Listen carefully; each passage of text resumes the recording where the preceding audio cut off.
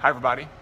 In today's episode, I want to talk about the decision for your son or daughter to either quit something or commit to it. Whether that's a sport or an activity or Girl Scouts or an instrument, whatever it might be. When that decision comes, should I quit or should I commit? We're going to go over a little framework today on how to make that decision because it can be a tough one.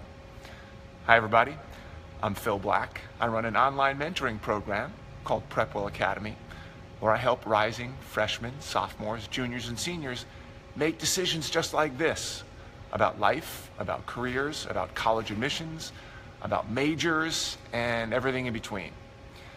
I have a particular interest in this question about quitting and committing because I've had a lot of different jobs, and I hate to call it quitting.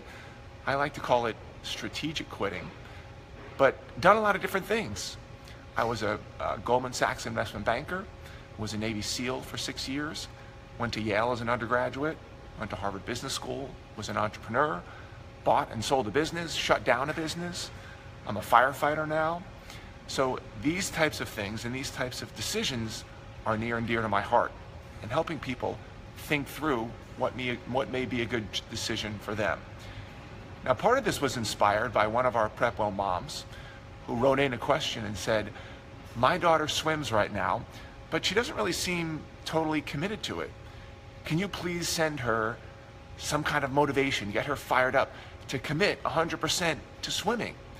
She seems like she doesn't always want to go. She's not really improving that much. Her coach wants her to pick up the pace. Whenever there's homework or something that comes up, she always wants to not do the swimming. Can you do something to motivate her to make sure she's committed? Well, that's a fascinating question, and one that I think about a lot. I have some instances with my kids where I think about that same thing. She also mentioned, mind you, that she was concerned that colleges really like to see sports. They like to see people doing competitive athletics. So what would happen if her daughter quit sports? What would the colleges think?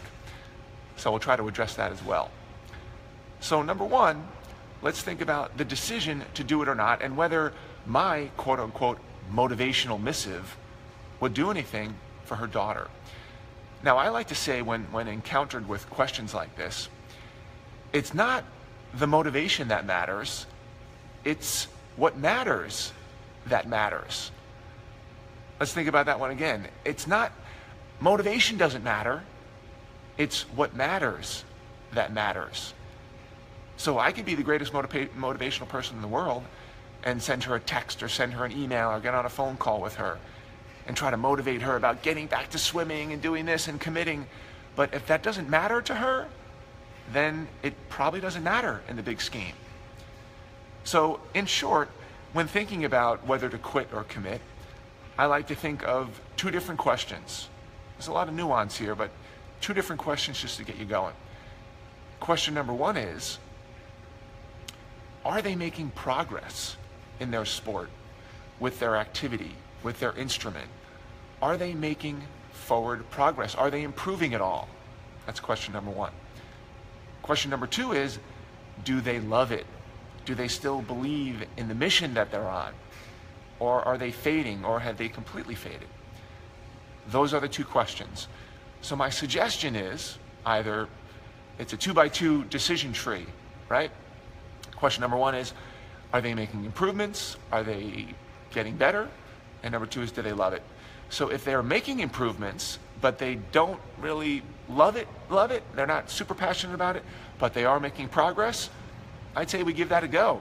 Because sometimes if you're improving, if you're advancing in a particular sport or the music or the instrument, sometimes it takes a little while to get to the point where you're getting good enough to love it. So maybe hang in there. Decision number two is, if you're not making improvements, but you do love it, maybe hang in there too. Because wow, it's great to do things that you love. Maybe at some point, if you love it and you keep at it, you will make those improvements. Depending on what it is, sometimes the improvements can be slow in coming. That's decision number two. Now, the problem child is, of course, if you like them both, if you're making improvements and you do love it, then you're good to go. No reason to quit there. It's the tough one where you have 2 zeros, 2 no's. Not only are you not making improvements, but you don't love it either. That's where the rubber meets the road.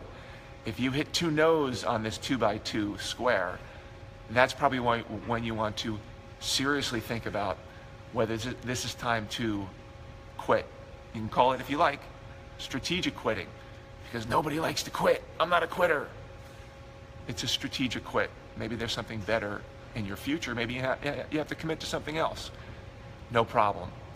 I did that several times, transitioning in my life from Wall Street to the Navy, from Navy to business school, and starting a business and selling it, and then starting another business and shutting it down. And I went through this process, this 2x2 decision matrix, and it's just one factor that you can use to try to make that decision. And lastly, the question about what are the colleges going to think? The colleges love athletes. What are they going to think? That box isn't checked. Yeah, I get it. Athletics is a great thing. I was a college athlete. My kids all play sports. However, if you're trying to compare having your daughter do something that she really doesn't like, and she's moping and not really committed, and you need to have all these external forces trying to motivate her, and me sending motivational texts and emails to her and talking to her, that probably does not have it's probably not sustainable. So yes, the colleges sometimes like seeing a well-rounded person. Obviously, athletics adds a lot to somebody's personality. It adds the perseverance, and it adds the teamwork and the leadership and the discomfort and pushing your body. All those things are great. But you can find those things in other activities and other pursuits. Maybe it's a different sport. Maybe it's Girl Scouts. Maybe it's starting an instrument. So it doesn't necessarily have to be sports. Colleges don't get your application and say, all right, checkbox, sports. She was a committed swimmer for 4 years. They don't do that. They look to see what matters to the student. And if sports don't matter, then it doesn't matter. Help them find something that really matters. If it happens to be some kind of physical activity, great, go for it. A lot of kids do. But if it's something else, that's great also. I hope that's helpful. If you're interested in this type of thing, I think it looks like we have a couple people on board. Please give a thumbs up. Please say that this has helped, or maybe you found a way, a better matrix, or maybe a couple of other decisions, some nuanced decisions to play a part here in motivating your son or daughter to stick with something, or maybe they want to stick with it and you want them to quit. How have you dealt with this? And let me know. If there is a topic that you want me to address, please also let me know. Oh, thanks for the thumbs up. Appreciate it. Please let me know. If there's something do you have a burning question or burning decision? I'd love to talk about it. Please visit us at PrepWellAcademy.com, where we talk about all these things. And I've committed, as you know, to getting here and coming to you live, even when I'm here at the edge of the United States, at the border, here in the Mexico-United States border, working overnight here. I'm committed to coming to you, trying to give you tips, hints, insights, perspectives, frameworks to help you make decisions with your son or daughter. I'm in the mix with you right now. I've got 4 kids going through this process, so I'm living it and breathing it, and I talk to a lot of students, a lot of PrepWellers every day who are making these decisions. So think about it. Thanks for joining, and see you tomorrow.